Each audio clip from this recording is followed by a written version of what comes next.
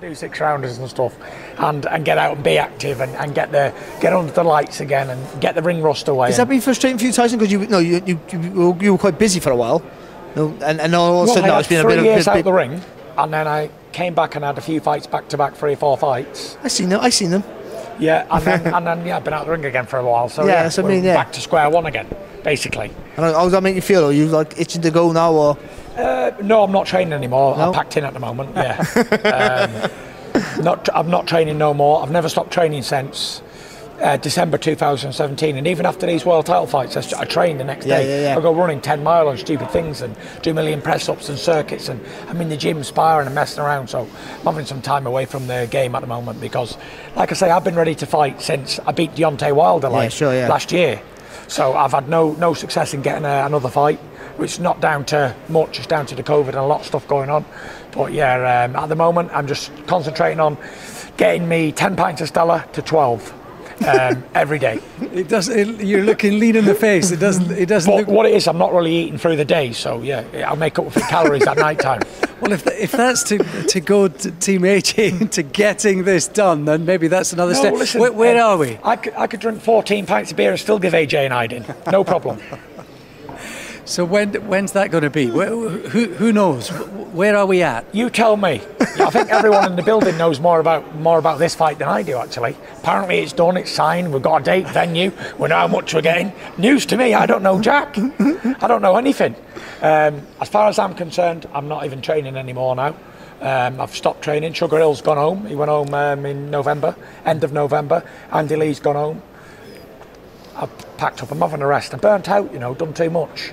I need a rest mentally and physically and emotionally. You've got to spend a lot of money, haven't you, mate? I wish I had some money. I've not made any money since over a year ago. Got a lot of people to pay, a lot of overheads, a lot of hands holding out who need feeding. So come on, give the Gypsy King a break. Let me fight. Is that sunk in? I know that performance against Wilder. I know you were telling us all about it. No one believed you. No, everyone thought you could win. Yeah. No one believed you could do that. Yeah. Have you had time to take stock? I know it's been a long time now, but it doesn't. It's a boxing fight to me. Whether I beat someone in this ring over 8 rounds, or beat Deontay Wilder or Anthony Joshua, whoever, it's just a boxing fight. So you haven't sat down and gone like? No, not really. I always said from the beginning, from being a little boy, about 2-year-old, about that big. Upon my size. Yeah, I always said what I could do and what I couldn't do if given the opportunity, and I've had the opportunities, and I've delivered every single time. And there's been time and time again, like most of my fights I was supposed to lose them. People said, oh no, you lose this guy, you lose that guy, and he won't be able to put his hands down here, he won't be able to put his hands behind his back, showboat, he won't be able to do this and do that. But I keep proving them wrong. So I've only got, what have I got left now? I'm 32 years old. I'm at the tail end of my career, getting too long in the tooth for this game. I need to just fight whoever's available out there, Joshua, Wilder, White, whoever's available to have a dust up with me. See, if I'm looking for a challenge, I've been searching the world for 13 years as a professional to find a man who can better me, and I just can't find him. Even if I go away on away soil and give all the odds away, still can't beat me. I'm like the bionic action warrior. I can't be beat.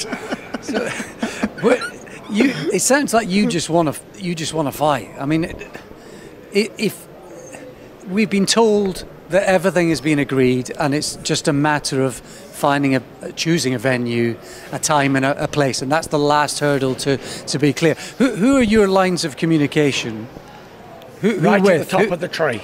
So right at the top of the tree. Straight from the horse's mouth. And I don't know anything about no fights, so there you have it, straight from me. So when's the last time you spoke to, say, Bob, for example? Yesterday.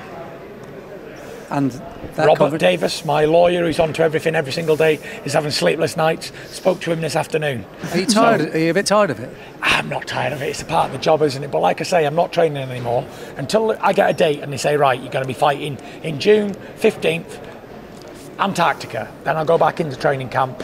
I only need 6-7 weeks training anyway for these bums, and that's it.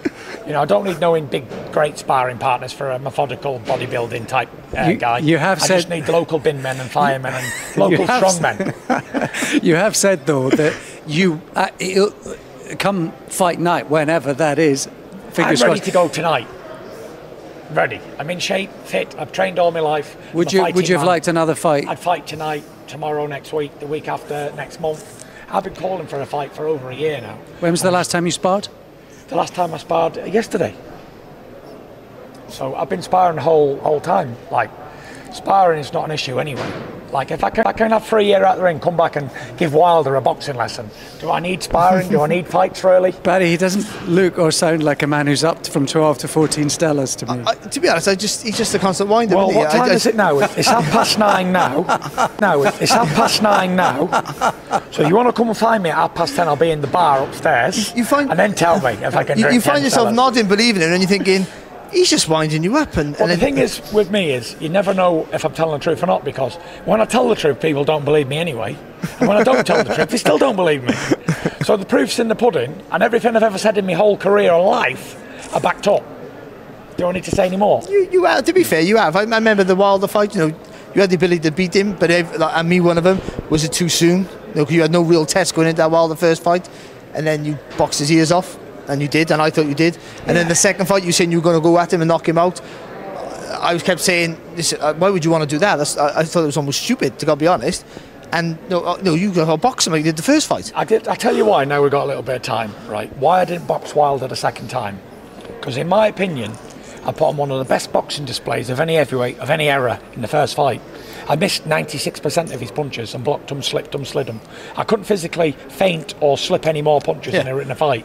So I did that excellently, but I still didn't win. So I needed to make sure that I was going to win this fight.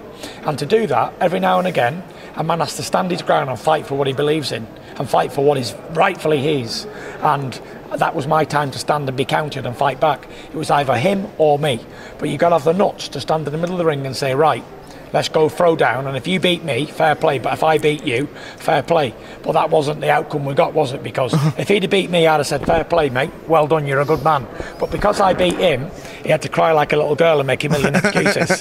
But I'm not disrespecting him. I'm sure he's got to make all these excuses up in his own mind, because maybe one day he'll have to fight me again. But when he does, I'll absolutely destroy him next time, even easier than I did this time. This time it wasn't even a boxing match, it wasn't even a contest. He hit me about 3 times in 7 rounds. This time I'm going to take him out in 1-2 rounds, proper annihilate him, hop through him like a hot knife through butter. Done. There we have it. On that note, I will say thank you. On that note, thank you very much and good night. Thank you for joining me on MTK Television. I'm here all night. We'll join him in the bar. We'll join you in the bar later. Thanks very much to the one and only Tyson Fury. Let's move on, because it's a big opportunity. He could do what he likes. You can write your own ticket when you get to that level.